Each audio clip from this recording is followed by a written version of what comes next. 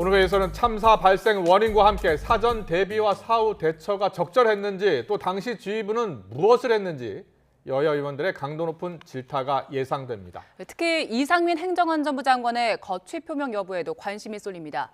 국회 취재기자 연결합니다. 황윤태 기자. 네, 국회입니다. 네, 국회 행안위 현안질이 2시에 시작이 됐는데요. 국가애도기간이 끝난 이후 처음 이제 행안위 전체회의가 열리는 거죠? 네, 그렇습니다. 국회 행안위는 잠시 뒤 오후 2시부터 이태원 참사와 관련해 현안 질의를 진행합니다. 이상민 행정안전부 장관과 윤희근 경찰청장, 남아영 소방청장 직무대리가 출석할 예정이고요. 오세훈 서울시장과 박희영 용산구청장, 김광호 서울경찰청장도 참석할 계획입니다. 앞서 국회에 들어온 정부 관계자들은 참사에 대해 거듭 사과의 뜻을 밝혔습니다. 윤희근 경찰청장은 이날 오전 국회 예산결산위원회에 출석해 위험 상황을 예측하지 못하고 대비하지 못한 데 일말의 책임감을 느낀다고 말했습니다. 박희영 용산구청장은 현안 질의 직전 국회 앞에서 기자들을 만난 자리에서 거듭 죄송하다며 사과 입장을 표명했습니다. 여야는 모두 참사 당시 정부의 현장 조치와 사전 인파 대비책이 부실했던 이유를 집중적으로 따져 물을 것으로 보입니다. 특히 참사 이후 거센 사퇴 압박을 받는 이상민 장관을 상대로 야당의 집중 공세가 예상되는데요. 이에 대해 이 장관이 어떤 입장을 밝힐지 주목됩니다. 여야가 입을 맞춰 정부의 참사 책임을 묻고 있지만 국정조사 같은 주요 현안에 대해서는 입장이 갈리고 있습니다. 더불어민주당은 윤석열 대통령의 사과와 한덕수 국무총리 사퇴를 포함한 국정쇄신을 요구하고 있습니다. 이후 국정조사와 함께 강제성 있는 특검을 시행해야 한다는 입장입니다. 직접 들어보시겠습니다.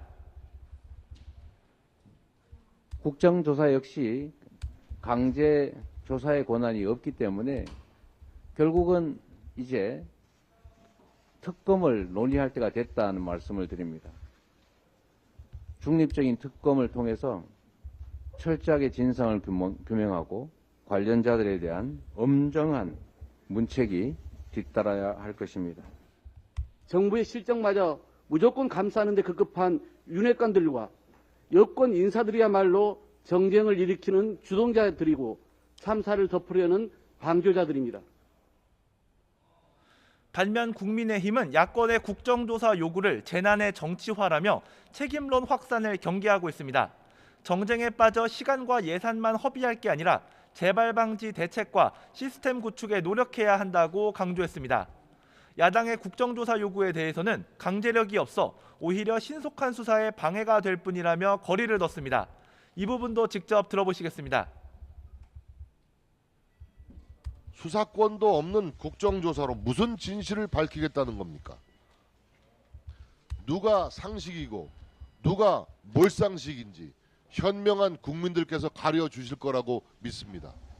국민의 분노에 불을 지르고 그걸 방패막이 삼아 정권 퇴진운동 벌이는 치졸한 정치 당장 그만두십시오.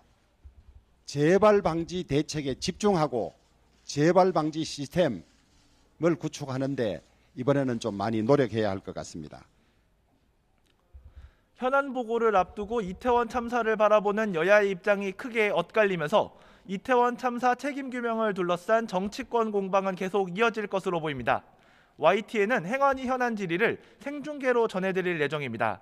지금까지 국회에서 YTN 황윤태입니다.